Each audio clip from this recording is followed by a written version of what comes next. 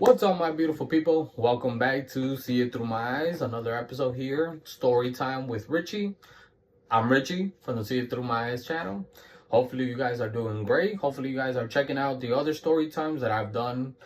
Today's episode is going to be me discussing my journey about working with a guide dog or a service dog, whatever you want, CNI dog, whatever. As you guys know, my dog, as she is the poster child of this channel, her name is Lucy.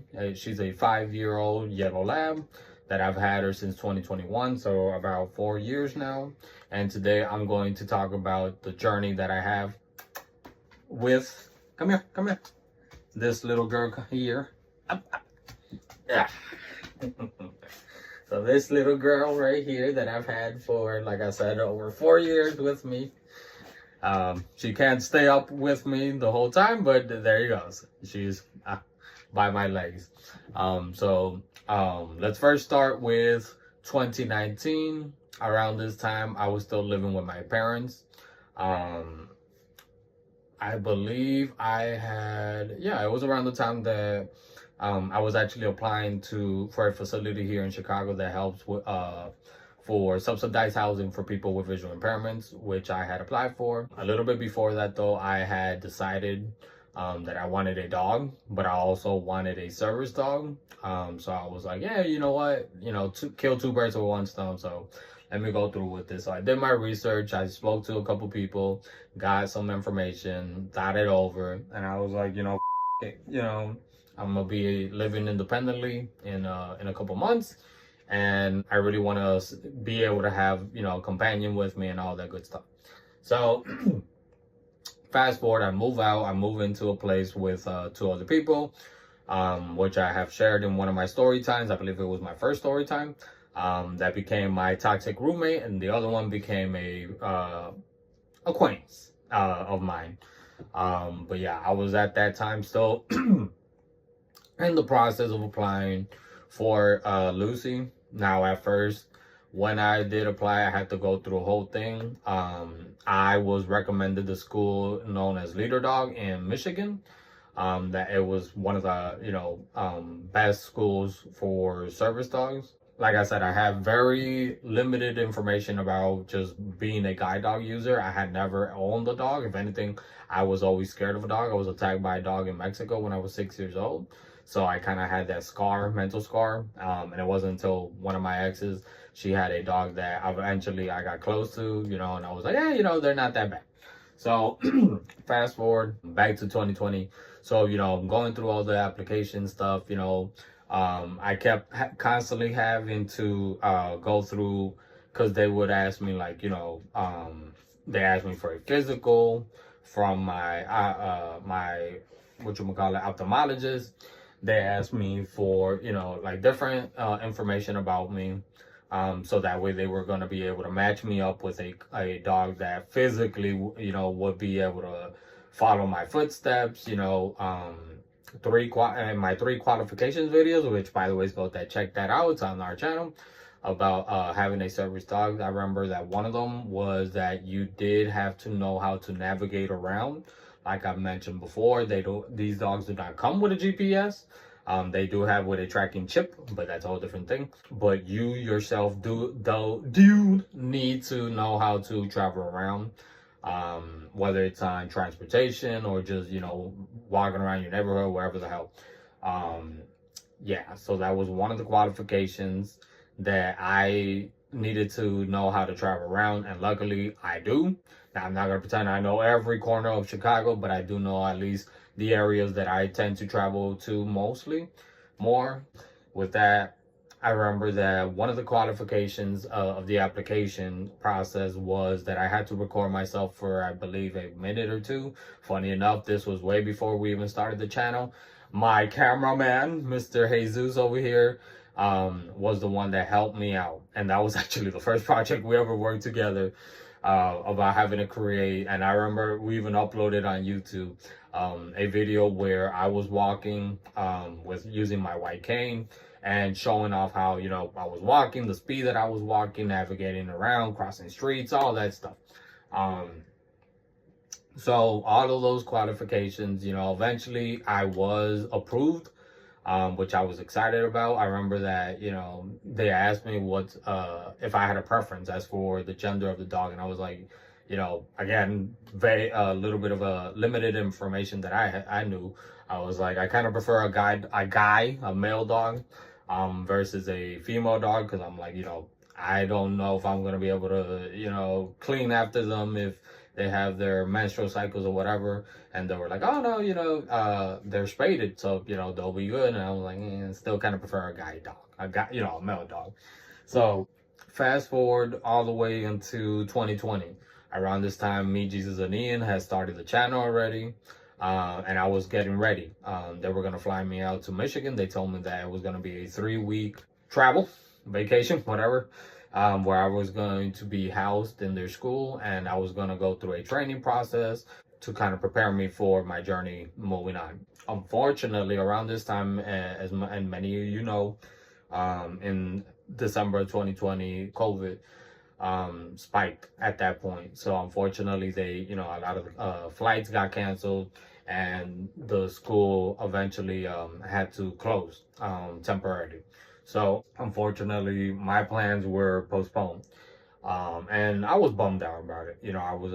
I really wanted to get this dog already. And I was just going through a lot at that time. At this point, going through all the shit that I was going through with the toxic roommate that I had. And I was getting to a point where I was like, I kind of want that company, the company of someone. And, yeah. I mean, I had a girlfriend, I had friends, I had family, obviously. But, someone to kind of be there with me, because I was living with just that roommate at that point, just by myself. So fast forward, funny enough, as I mentioned in my story time about my toxic roommate, in March of 2021, my lease was up. And I decided not to renew my lease and just to move out with family members until I was able to find somewhere else to live.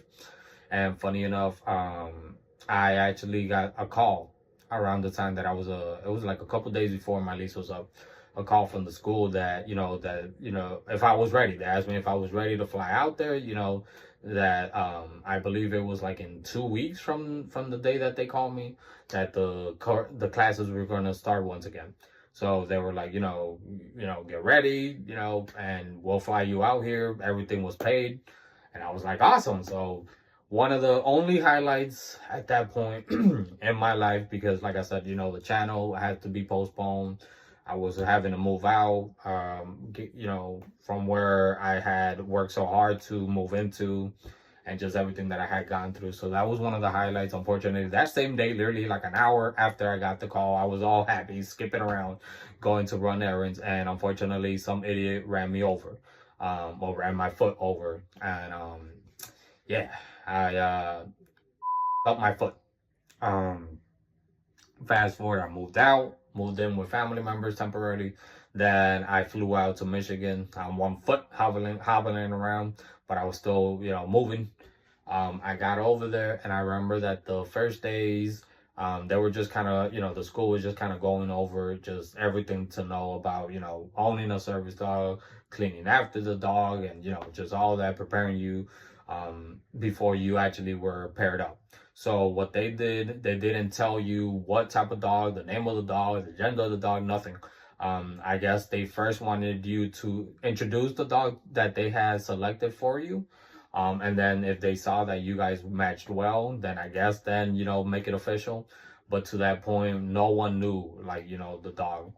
And I remember that each person had their individual trainer that they were going to be working with. Real cool guy. He actually helped us out at the beginning of our channel also. His name is Ryan. Shout out to Ryan up there in Canada now. But when I met him, he introduced me to a little yellow lab. At this point, she was 1.5 years. A little ball joy. And I remember that he brought her in, and I was like, a girl dog. I kind of wanted a boy dog. And he brought her in, real excited, and I was a little intimidated, because she was still a big dog, even though she was 1.5 years. And, like I said, just smelling me, and I was like, oh shit, this is the first time that I'm this close to a big dog like her size. So we did like a test walk around, and all that. And I struggled at some points, especially giving her commands because, she was used to him, not me. But she was still very obedient, honestly, for someone that, I was a stranger to. So I remember he took her away. He was like, I can't promise you that it's going to be her. Tomorrow you'll find out, blah, blah, blah. I remember I called my girlfriend at the time and I told her, I was like, babe, I feel like something in my heart tells me that little dog is going to be the one. And, when I first met her, I was like, not that, I was like, oh, she's ugly or anything like that. But I was just, like I said, kind of concerned that, kind of a big dog and, female dog, am I going to be able to, match well with her? But by the time that Ryan took her away, I was just like, I not to sound all corny, but I fell in love with her. I fell in love with her because I was like, she's just this little ball of energy, and just she really touched my heart, So I was hoping that we would be matched up, and lo and behold, the next day, surprise, surprise, they told me they're like, okay, wait here in the room. We're gonna bring your dog, and this and this and that, and I memorized since the first moment that we started working together that day. I memorized her panting, the way she walked, and the way she moved. So when I heard her little chubby feet, coming in the hallway, I knew that it was her. And lo and behold, it's her. So fast forward for 3 weeks, we were up there working together. It was real difficult for me because, like I said, I was hobbling around on one foot. The pain was just too much to bear, and I was just trying to toughen it out. And I would tell my trainer Ryan, I was like, dude, I'm trying, but it's really hard, And anybody who's a first time dog owner, or at least when you first start working with your dog that you just met, you'll know that it's hard. It's hard to connect to the dog.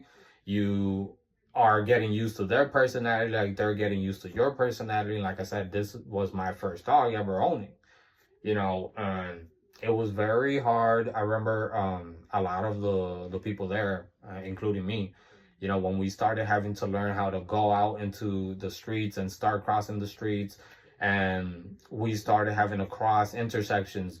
And even though they were the ones in the cars, because now we had to practice to see if the dog would stop. If the once the car was pulling up, in the whether it was an alley, driveway, street, whatever, and it was scary. I remember for me, I would stop. I wouldn't let her stop, because I love my little ball of joy, but sometimes she waits a little bit too long to stop before we get to the edge of like the curb. So I would stop her, because I was concerned. I was like, I'm gonna end up getting run over, And I remember them telling everyone, you guys have to trust them and blah blah blah blah blah. And that was very nerve-wracking for me. Having to learn how to be assertive with her, but at the same time not go over. Like that was honestly for a very long while. That was hard for me. So fast forward, I was able to bring her home and all that. I eventually got surgery, like literally 2 weeks after I came back from Michigan. I got surgery on my foot because I had 3 ligaments in my foot that had been widened. So I needed screws put into my foot.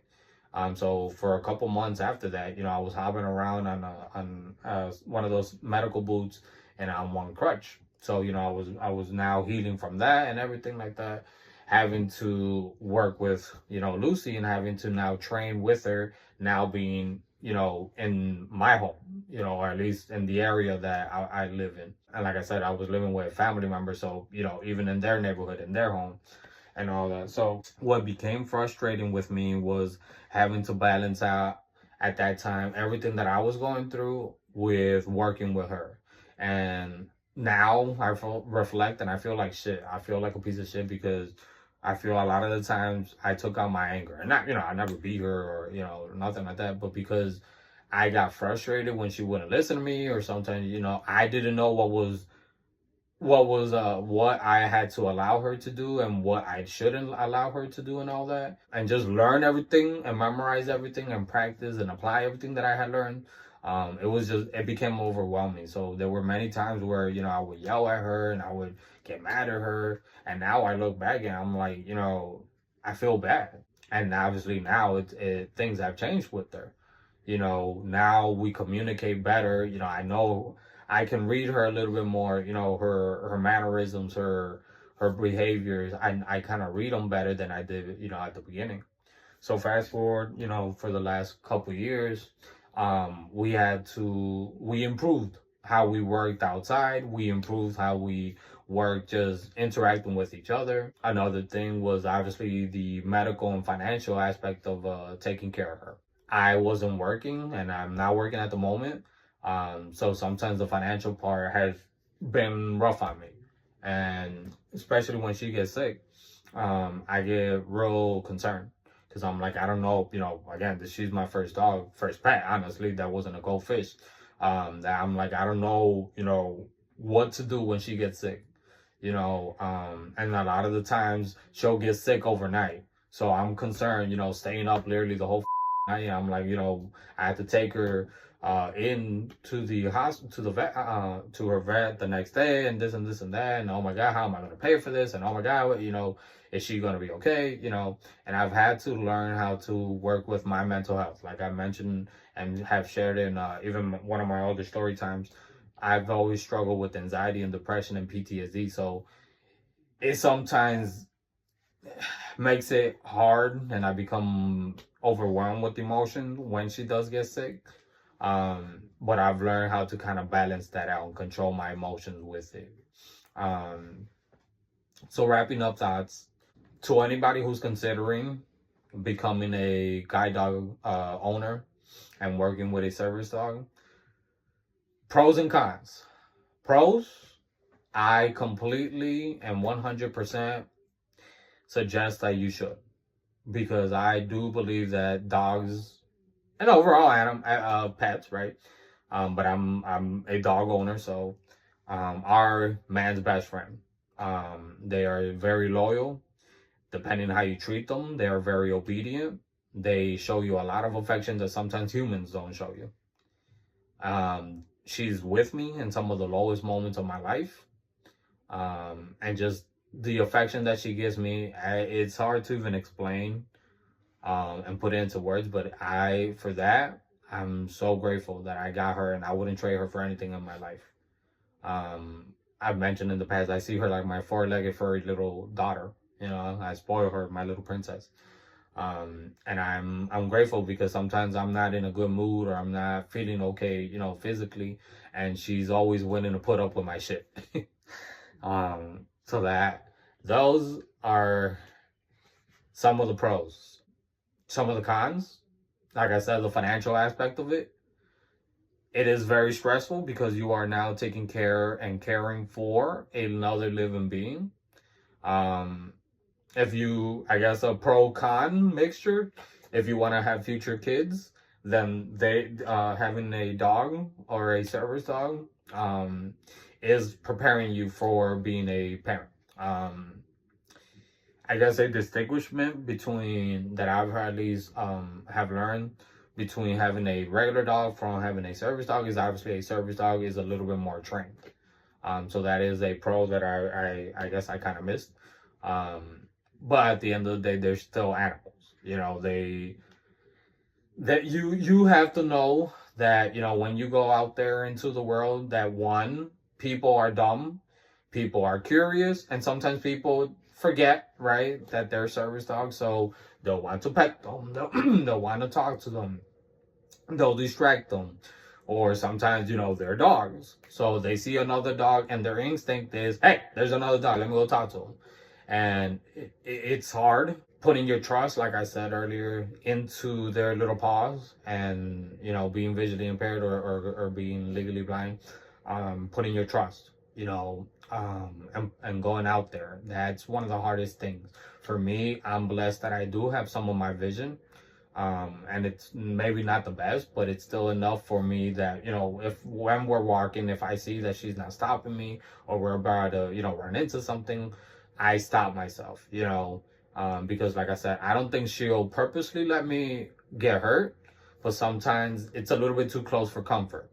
She'll stop literally at like 1 millimeter away from, anything. And I kind of prefer her completely stopping me if possible, a whole block away, I'm exaggerating, but like something like that. So, like I said, think about it, consider it, think about it again and again and again and again, because they will help you. But you also need to know that, they come with a lot of responsibilities, cleaning after them, taking them, brushing them, grooming them, feeding them, having to deal with all the medical stuff, having to deal with all the financial shit, making sure that they're active, taking care of their weight, and so much more.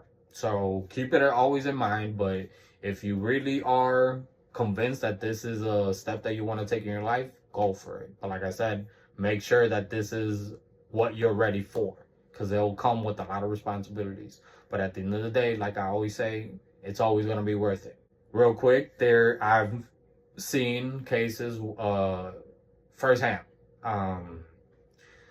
of individuals that I can't personally, right? This is just allegedly confirmed that there was abuse against their service dogs, but verbally for sure.